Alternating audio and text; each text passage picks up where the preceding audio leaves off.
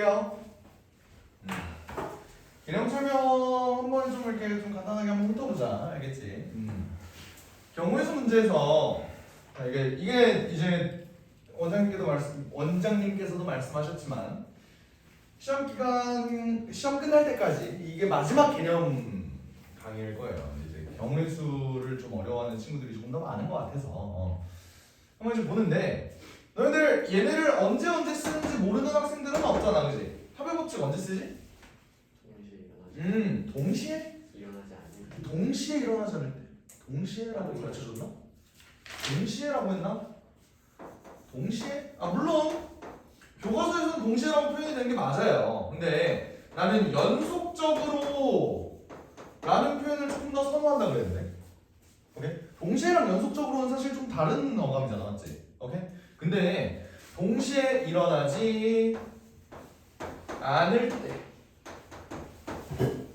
그리고 동시에 혹은 그러니까 동시에가 틀린 말은 아니에요. 틀린 말은 아닌데 이게 안 통하는 경우가 조금 많아서 그런 거야. 일어나 일 때 이렇게 오케이 이렇게 가보는 거예요.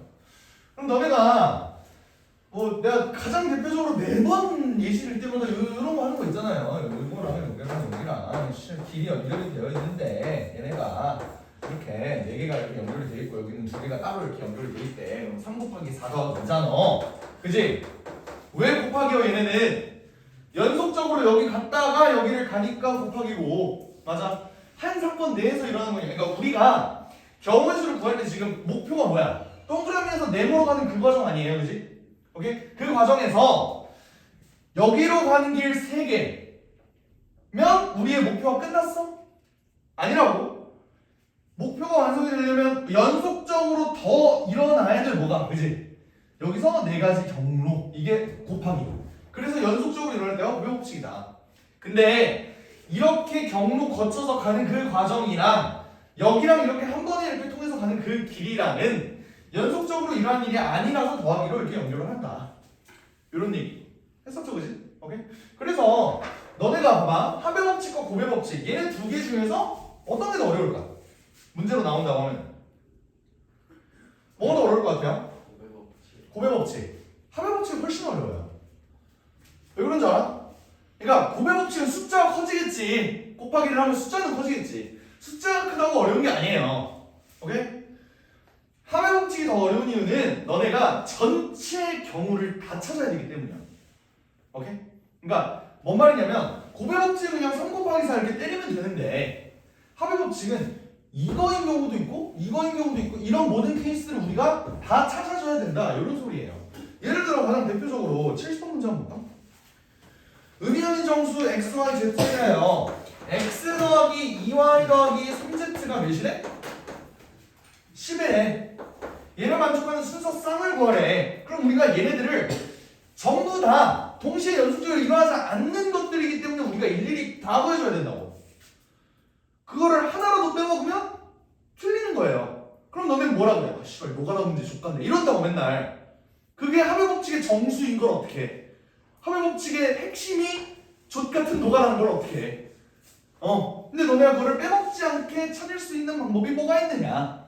오케이? 그래서 내가 경우의 수 문제를 풀 때 이런 얘기를 했었는데 조건에 대한 고찰. 이런 얘기 했던 거 기억나요? 조건에 대한 고찰. 어떤 얘기를 했었냐면 봐봐. 어찌됐든 모든 우리가 경우의 수를 구하는 모든 상황에서는 결국에는 조건이 주어질 수밖에 없어. 맞죠? 오케이? 이런 x, y, z 이런 것들도 다 조건이야. 여기 위에 있는 앞에 있는 개수들 1, 2, 3 얘네들도 다 조건이라고. 오케이? 아니 뭐 예를 들어서 가장 대표적인 게 뭐 이런 거죠. 뭐 예를 들어서 남자, 여자 이렇게 있대. 남자가 서로 이웃하지 않을 경우. 남자면 남자지. 이웃하지 않는다라는 조건이 추가가 됐잖아. 맞죠? 오케이? 그런 조건에 대해서 내가 좀 보자고 하는 거야. 알겠지? 조건에 대한 고찰. 첫 번째 뭐냐면 같은 조건이라면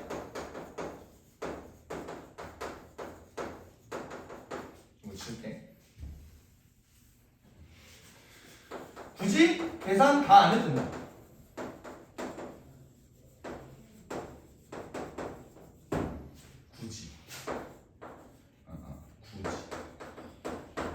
라고 할게요. 알겠지? 오케이? 가장 대표적인 예시가 뭐였냐면 너네 그거 기억나? 교란순열. 이거 기억나요? 교란순열? 교란순열이 뭐였지? 71번 문제 같은 게 교란순열이에요. 1, 2, 3 숫자가 하나씩 적힌 세 장의 카드를 일렬로 나열할 때 i번째 자리 숫자에는 i가 적힌 카드가 오지 않는 경우. 얘는 숫자가 3개니까 너무 적어요. 그래서 내가 숫자를 조금 늘릴 거야. 알겠지? 오케이? 예를 들어서 A, B, C, D라는 요 4명의 사람한테 스몰 a, 스몰 b, 스몰 d, 스몰 d라고 써져 있는 모자가 있대. 오케이? 모자를 랜덤하게 섞어서 다시 이렇게 나눠줬을 때 모두가 자기의 모자를 받지 않는 경우 다 섞인 거라고. 그런 경우가 교란순열. 다들 한 번씩 봤죠? 문제 풀 때? 오케이? 이런 문제 풀 때 우리가 어떻게 풀어? 어찌됐든 이 A, B, C, D라는 애들은 그냥 사람이고 지금 주어진 조건은 이 모자들이에요. 근데 모자들에는 고유한 성격이 있지. 어떤 성격? A라는 모자는 어떤 성격이 있어? B, C, D에만 갈 수 있다. 맞아? B는 A, C, D에만 갈 수 있다. C는 A, B, D, D는 A, B, C에만 갈 수 있다. 라는 고유한 조건들이 있지. 맞아요? 오케이? 자, 그럼 우리가 이 문제를 어떻게 풀지? 교란순열 자체가 가장 대표적인 합의 법칙 노가다 문제예요. 오케이? 그래서 우리가 일일이 구해줘야 돼. 빡치겠지만 일단 구해줘야 된다.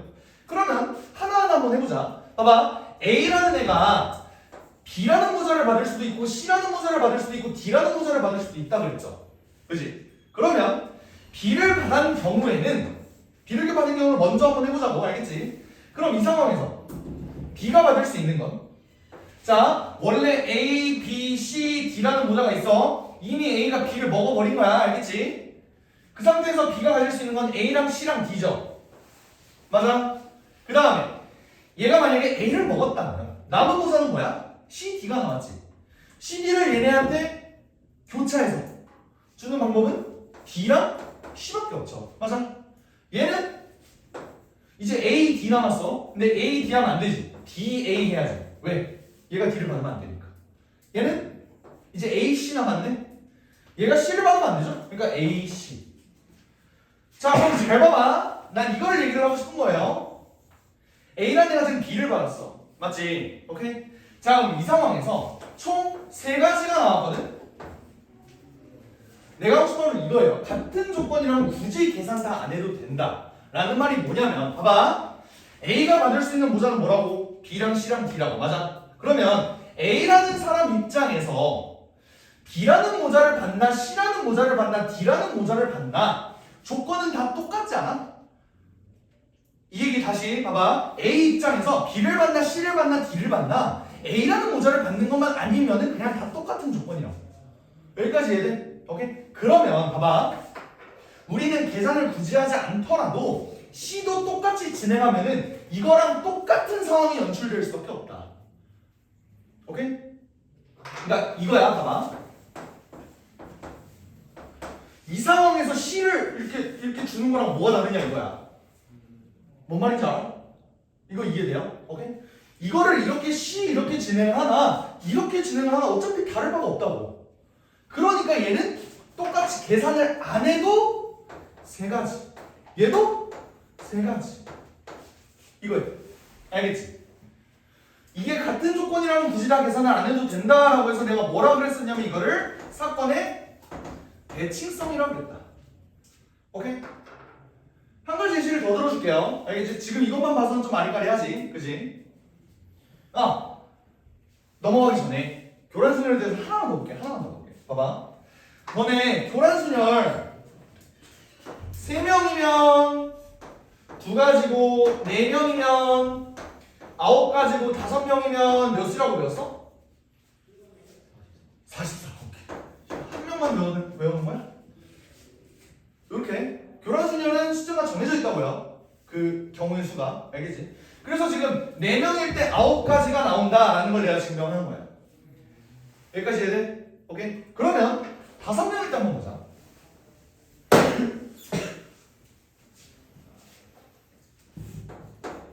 5명 때 얘들아 A A라는 애는 또 마찬가지로 B, C, D, E라는 모자를 받을 수가 있을 거야.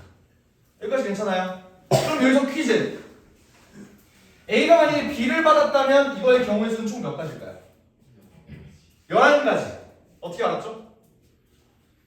자, 저는 이유 설명 좀. 다들 왜 11가지가 나온다는 거 납득돼? 왜 계산 안 하고 씨로 갑자기 11가지가 나오는 거지? 까 납득이 되냐고. 납득돼? 안 돼요, 은진. 납득 안 돼요. 봐봐. 5명일 때 44개라고 그랬죠? 근데 아까 뭐라 그랬어? A라는 애는 B를 만나, C를 만나, D를 만나, E를 만나 다 똑같다고. 44를 4가지 케이스로 나눠주니 얘도 11가지, 얘도 11가지, 얘도 11가지, 얘도 11가지가 되겠지. 이렇게 해서 11가지가 나온 거야. 요거 납득돼? 오케이? 이게 사건의 대칭성이야. 알겠니? 됐어요? 오케이. 그래서 요 숫자들은 좀 외워줬으면 좋겠어. 그리고 5명 44개 요거는 그나마 나올 가능성이 적긴 하지만 왜냐면 실제 학교에서 원하는 풀이는 44가지를 내가 다 노가다를 해야 된다. 요걸 원하는 거거든. 근데 시험 문제 그런 양심 없는 문제가 나오진 않겠지, 그지? 그러니까 4명 9개 요거 정도는 시험 반드시 좀 외워줘야 돼요. 알겠지? 오케이, 좋아요. 자, 그 다음 사건의 대칭성 관련해서 한 가지만 더 볼게. 예를 들어 이것도 많이 내가 설명을 했던 건데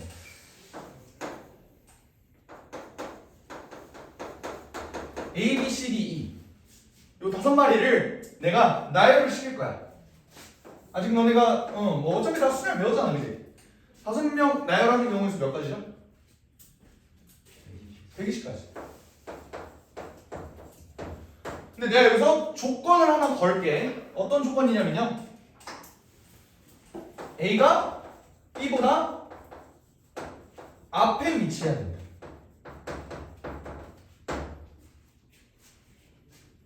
A가 B보다 앞에 위치하는 경우의 수는 어떻게 될까요? 어떻게 될까요?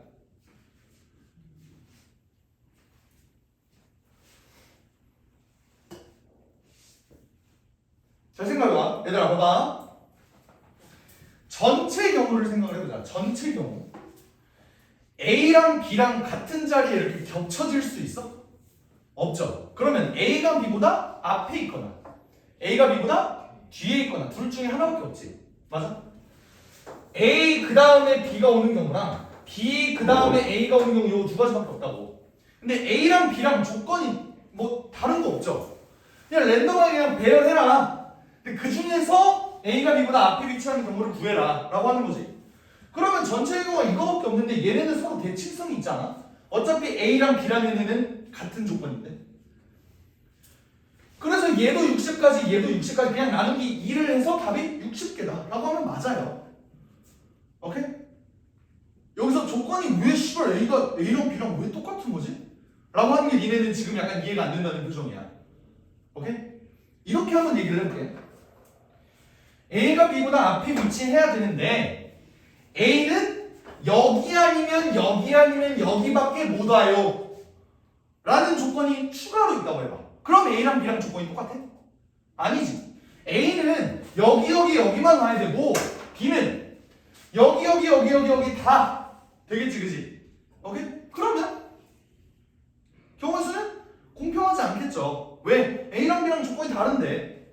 근데 이 경우에는 아까 내가 얘기한 이 조건이 만약에 없었다면 그럼 A랑 B랑 조건이 동등하잖아. A랑 B랑 어디를 가도 상관이 없다고. 그런 경우면 사건의 대칭성 때문에 그냥 반갈해버리면 된다고. 오케이? 요거 이해돼? 오케이. 근데 같은 조건인 것보다는 당연히 다른 조건인 게 훨씬 많겠지, 맞지? 오케이? 다른 조건인 경우도 한번 볼게요. 다른 조건이라면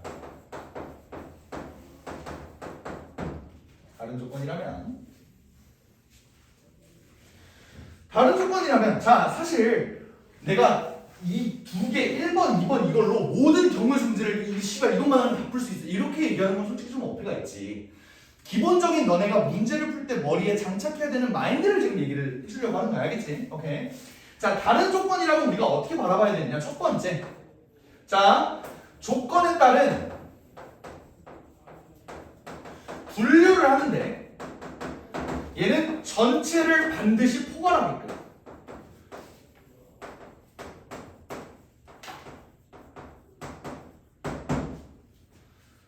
뭔 말인지 모르겠지. 뭔 말인지 모르겠지.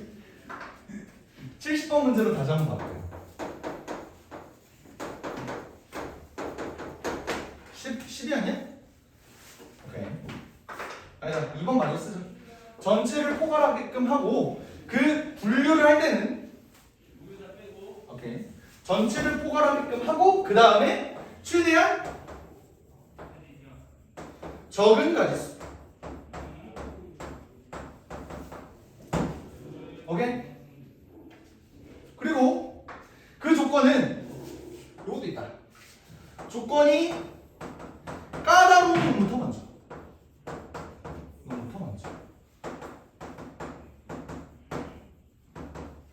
여기까지. 오케이? 자, 뭔 소린지 볼게요. 너네 이 문제 풀 때 Z 먼저 해라 라고 가스라이팅 당했지? 맞지? 왜? 왜 Z 먼저 해야 돼?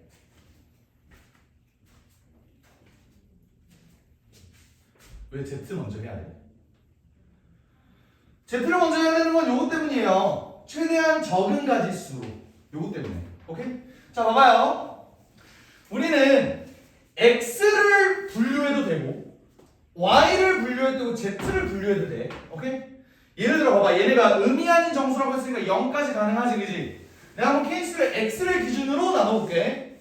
첫 번째, X가 만약에 0이라면, 두 번째, X가 1이라면, 세 번째, X가 2라면, 11번째, X가 만약에 10이라면 총 11가지 분류가 되죠. 오케이? 이때 얘네는 전체를 포괄한다고 말할 수 있니? 다시 말하면 내가 지금 이렇게 11가지로 분류를 했지. 분류한 것 중에 내가 빼먹은 거 있냐고. 빼먹은 건 당연히 없어. 맞지? 전체를 포괄하게끔 우리가 하나하나 다 나눠줘야 되는데 그걸 난 지금 잘 한 거예요. 그치? 만약에 내가 이거를 빼먹었다고 해봐. 아, 쌤, 저 의미 아닌 정수라는 걸 못 봤어요. 1부터 되는 줄 알았어요. 그러면 내가 전체를 포괄하게끔 내가 분류를 한 거야? 아니라고요. 일단 전체를 포괄했는지 안 했는지 그것부터 일단 체크하는 게 먼저야. 알겠지? 그 다음 최대한 적은 가지수로 분류를 해야 되는데 얘는 지금 몇 가지야? 11가지잖아. 빡세다고. 만약에 Y를 기준으로 가면 Y가 될 수 있는 값은 몇부터 몇 가지? 0부터 5까지 가능하지. 총 6가지 경우의 수가 있네요. 오케이? Z를 만약에 분류를 하게 되면 얘는 0부터 3까지 총 4개만 가능하지. 그치? 어찌됐든 내가 만약에 케이스를 6개로 나눠서 Y의 값이 0부터 5까지인 경우를 한번 해본다고 해보자. 전체를 포괄했니? 포괄했죠. 그리고 가지수도 11가지보다는 6가지는 충분히 적어졌어. 그래도 더 나은 선택지가 있잖아. 4가지로만 케이스를 나누면 문제를 풀 수 있게끔. 오케이? 그렇기 때문에 Z를 먼저 하는 거예요. 개수가 큰 놈 먼저. 알겠지? 그래서 한번 해보자. 이거 틀린 사람. 오? 다 틀렸어? 그래, 하나를 잘못 골랐다. 이 젖같은 노가라 문제. 그게 이 문제의 핵심이라고. 하나를 잘못했어요는 실수가 아니야. 그게 너의 실력인 거야. 왜? 이 문제는 그거를 할 수 있느냐 없느냐를 가른 거거든. 오케이? 그건 실수가 아니에요. 알겠지? 오케이. 자, 봅시다. 그래서 얘를 한번 케이스를 나눠볼 거야. Z가 몇일 때? 0일 때, 1일 때, 2일 때, 3일 때. 이러면 전체를 포괄을 했다고 맞지? 오케이? 자, 그 상황에서 그 다음에 자, Z는 지금 결정이 됐어. 지금 이 상황에서. 그 다음엔 뭘 결정해줘요? Y를 결정을 해줘야지. 왜? 애초에 Z가 0이라는 상황에서는 X 더하기 2Y라는 애가 10이라는 거 아니야? 그지? 얘도 마찬가지로 만약에 X를 기준으로 하면 어떻게 되니? 11가지 나오잖아. 얘도 그냥 Y를 기준으로 잡아주세요. 근데 여기서 봐봐. 여기서는 그나마 좀 편한 게 있어. Y의 값이 될 수 있는 게 몇부터 몇 가지지? 0부터 5까지지. 맞아? 근데 X의 값은 그러면 y가 0일 때 나오는 x의 값이 있겠지. y가 1일 때 나오는 x의 값이 있겠지. 너네 x의 값까지 일일이 다 구해줬다면 시간 낭비를 한 거예요. 왜? z랑 y가 정해지면 x는 자동적으로 나오는 거잖아. 그러니까 이 경우 지금 y가 몇 가지야? 6가지. 그러면 순서쌍도 6개겠다 라는 걸 바로 캐치하려면 굳이 너네가 순서쌍을 일일이 나열하면서 샤프심을 낭비할 일이 없다고요. 뭔 말인지 알겠어?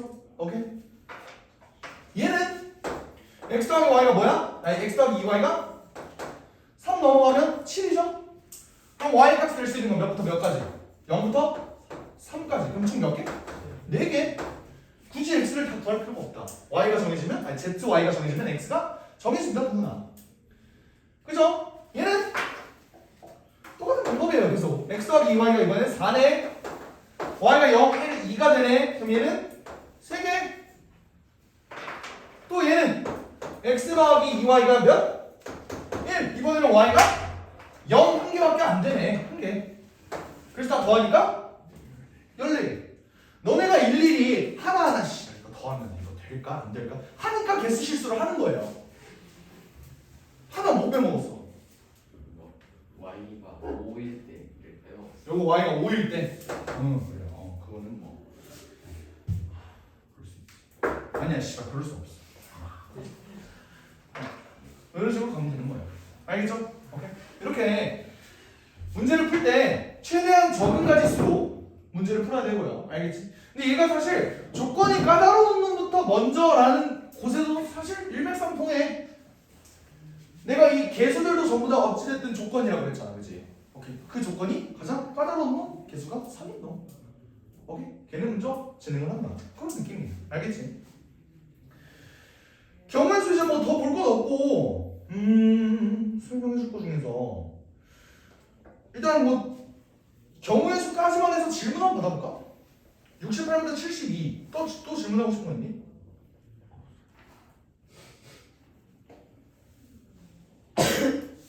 없어요? 73부터 78은? 78번 78? 오케이. 길찾기.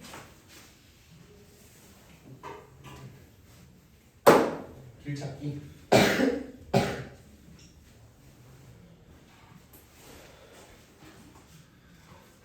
이러면 또 그림을 그려야겠죠? 그림에 굉장히 약한 세진 씨. 오케이. 자, 잘하고 있어.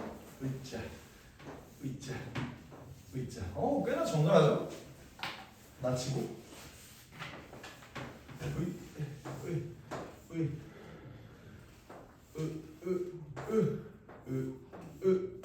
오케이, 요런 느낌 좋습니다. 오케이. 자, 얘들아,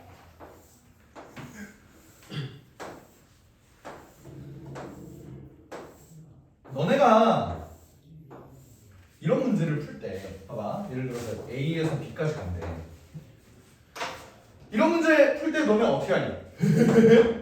씨발, 여기는 1로 하래. 왠지는 모르겠음. 그다음에 여기 더하래. 왠지는 모르겠음. 더하래. 뭔지는 모르겠음. 이 지랄하다가 이렇게 계산하지 않아? 그러다가 예를 들어서 씨발 여기가 공사 중이래. 그러면 난 이런 거밖에 안 해봤는데 쌤 여기서 어떻게 해야 돼? 이 지랄한다고. 그렇지 않아? 그렇지 않아요? 왜 이렇게 하는, 왜 여기가 1인지도 모르는 상황에서 111 이것부터 시작하잖아 너네? 일단 무지성으로? 맞지? 왜 그런지는 알아요? 왜 111 해야 이렇게 하고 왜 여기 이렇게 더해야 답이 나오는지 알아? 그러니까 이유를 알라고 돼지들아. 설명을 해줄게. 봐봐. 자, 스타트 지점이 어디야? A. 도착 지점 여기가 B야? 너네 111 어떻게 했니? 111까지는 했을 거야. 1. 오케이. 그러면 여기가 2겠네. 여기가 3이겠네. 여기가 4겠네. 여기가 5겠네. 근데 지금까지 우리 여기가 1이고 여기가 1이면 이해해야 되는 거 아니었냐? 몰라. 근데 모양 비슷하잖아. 그냥 해. 하고 난 다음에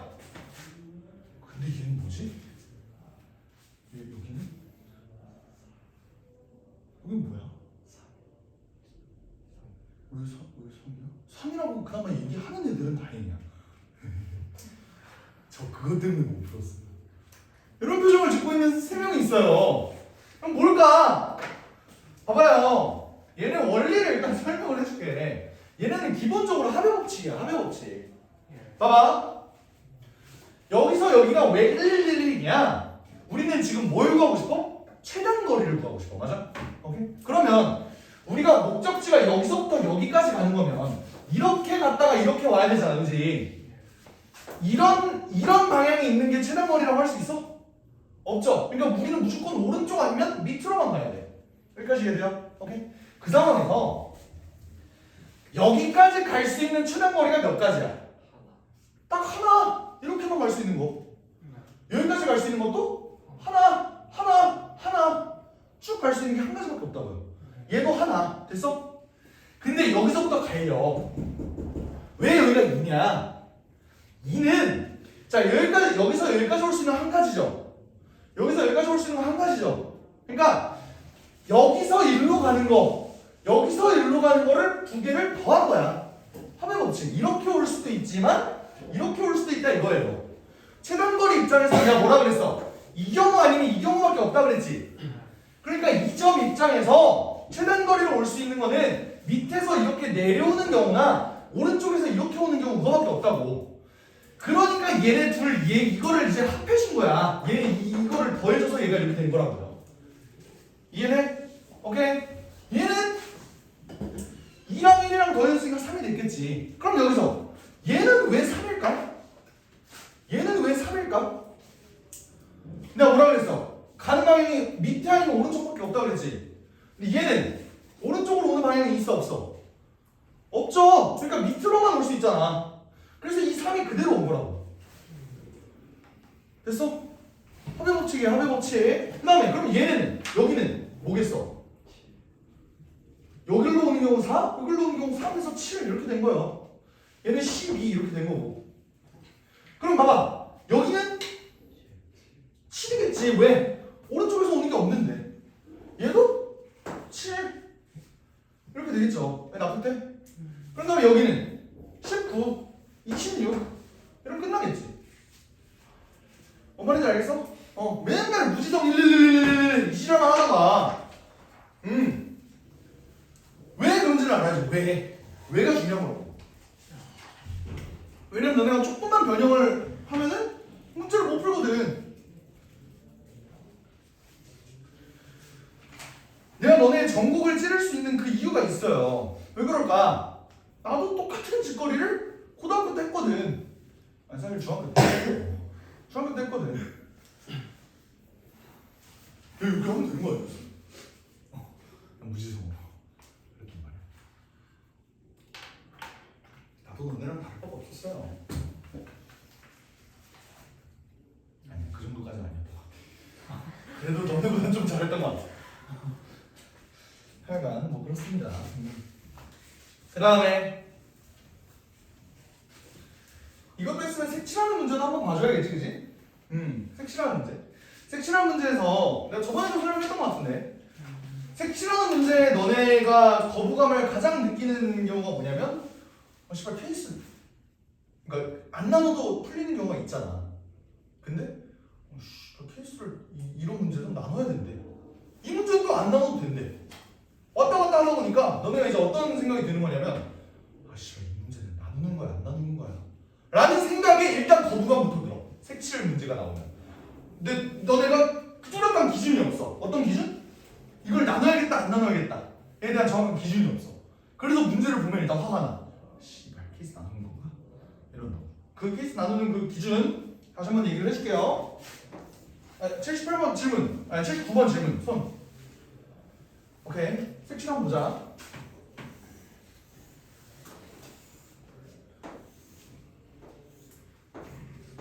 A, B, C, D, E. 얘는 케이스를 나누는 애일까 안 나누는 애일까? 몰라. 그걸 내가 어떻게 알아? 나도 몰라요. 해봐야 돼. 오케이? 해봐야 돼. 사실 난 아는데. 일단 근거가 있어야 된다고 알겠지? 한번 보자. 봐봐. 일단 첫 번째 동물 뭐니? A 먼저 하는 거잖아. 뭐지? 맞지? 알파벳 순으로 A를 먼저 한다 이게 아니라 가장 많이 접하는 놈. 맞죠? 오케이? 걔는 먼저. 그러면 내가 순서를 그러면 A, B, C, D, E 순으로 한번 채워볼게. 색깔 몇 개 쓴대? 5개 쓴대. 오케이. 봐봐. 오케이. A에 먼저 채워놓죠. A에 쓸 수 있는 색깔의 개수는 5가지. 자, 지금 봐봐. A를 칠했어. B, C, D는 아직 안 칠한 거야. 그 상태에서 B를 칠해볼게. 왜냐면 지금 고배 법칙이잖아. 연속적으로 가는 거라고. 일단 A에만 칠한 거야. C는 아직 안 칠한 거야. B는 몇 가지? 4가지를 쓸 수 있겠죠. C는 3가지를 쓸 수 있겠죠. C를 왜 3가지 쓰는 거야? A랑 B랑 달라야 되니까. 맞죠? 오케이? B는 왜 3가지야? A랑 C랑만 다르면 되지. 맞아? E는 3가지. A랑 D랑만 다르면 되니까. 여기서 보면 문제 생기는 거 없어요? 케이스를 나눠야겠다 이런 생각 안 들어? 동훈이 케이스 나눠야겠다 이런 생각 들어간다고? 모르겠는데. 모르겠죠. 그래요. 이 경우는 케이스를 나눠야 돼 안 나눠야 돼? 안 나눠도 돼요. 존나 쉬운 문제야. 오케이? 이 경우는 그냥 이렇게 계산을 하면 되는데 예를 들어 이런 문제를 한번 보자.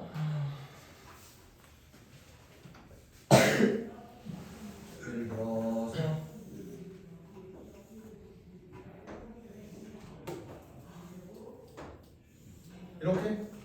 이렇게 되어 있는 문제를 한번 봅시다. 여기 조그마한 게 A고 그 다음에 B, C, D, E 이렇게 되어 있는 문제 한번 보자. 얘도 국룰은 뭐겠어? A부터 칠하는 거겠죠. 그래서 A 먼저 한번 해볼게. 나머지는 B, C, D 이렇게. 오케이? 이 경우는 해봅시다. 얘 5가지 쓴대요. 그러면 A에 넣을 수 있는 색깔의 개수는 몇 개? 5개. B는 4개. 왜 4개? A랑 다르면 되니까. 됐어. 그 다음에 C는 3개. 뭐랑 다르면 되니까? A랑 B랑 다르면 되니까. 3개. D는? 나눠요. 왜 나눠? 안 나눠요. A랑 C랑만 다르면 되잖아. 근데 B랑 같을 때랑 다를 때 나누는 문제야. 왜 같은 건 어떻게 다르면 어때? 같으면은 B랑만 같은 게 되니까 한 가지면 되는 거 아니에요? 아니 그런 느낌으로 가면 안 돼요. 지금 일단 그러니까 상황을 볼 때 D를 우리가 지금 색칠을 하잖아. D를 색칠하면 그냥 그 상황만 봐봐. 그러면 그냥 A랑 C랑만 다르면 되는 거 아니야? B랑 D랑 같은 말든 뭔 상관이야? 그냥 A랑 C랑만 다르면 된다고. 그거 맞지? 그러니까 얘도 3가지예요. 오케이? 근데 문제가 2에서 나타나. 2에서 나타나는 게 문제예요. 왜? 2는 봐봐. 2는 뭐랑 달라야 돼? A랑도 달라야 되고 B랑도 달라야 되고 D랑도 달라야 돼. 그러면 2가지인가? 아니에요. 왜? B랑 D랑 색깔이 다르다면 2가지겠지. 근데 만약에 얘네가 같다면 3가지죠. 이러면 케이스가 나뉘어지네. 2개인 경우도 있고 3가지인 경우도 있네. 그럼 케이스를 나눠야지. 이럴 때 나누는 거야. 갑자기 D는 그냥 같아. 이거는 너가 결말을 이미 알고 있는 상태에서 그래서 저 새끼가 범인인데. 이거라고. 오케이? 이를 보고 보는 거예요. 그럼 지금 봐봐. 내가 이가 문제 2를 색칠할 때 문제가 된다는 사실을 발견을 했지. 어떤 놈이 문제야 지금 2개가? B랑 D가 문제지. 그러니까 우리가 이 상황에서는 삭제. 지금까지 보한 걸 다 삭제하고요. 지금 문제가 되는 게 뭐야? B랑 D라고. 그럼 봐봐 얘들아. A, B, C, D, E라는 놈들은 전부 다 조건이 똑같니? 똑같지 않아요. 제일 까다로운 놈이 뭐야? B랑 D죠. 가장 까다로운 놈은? 가장 까다로운 놈은 B랑 D죠. 왜? 내가 이제 분류를 할 거라네. 그러니까 A, B, C, D가 이렇게 있는데요. 단 B랑 D는 색깔이 같습니다. 로 케이스를 내가 나눌 거고 단 B랑 D는 색깔이 다를 겁니다. 라고 케이스를 나눌 거잖아. 이 경우를 케이스를 나눌 거면 B랑 D를 먼저 계산을 해야 된다. 여기까지 이해돼? 만약에 B랑 D랑 똑같다면 B를 색칠할 수 있는 경우는 몇 가지? 5가지죠. A가 색칠 안 한 거야. 오케이? B는 5가지 칠할 수 있잖아. 근데 D는 한 가지. 이렇게 되어 있죠. B랑 D를 먼저 해야 돼. 알겠지? 그 상태에서 이제 나머지 A, C, E를 한번 색칠을 해주자. 자, B, D 예를 들어서 다 빨간색으로 색칠했어. A는 몇 가지?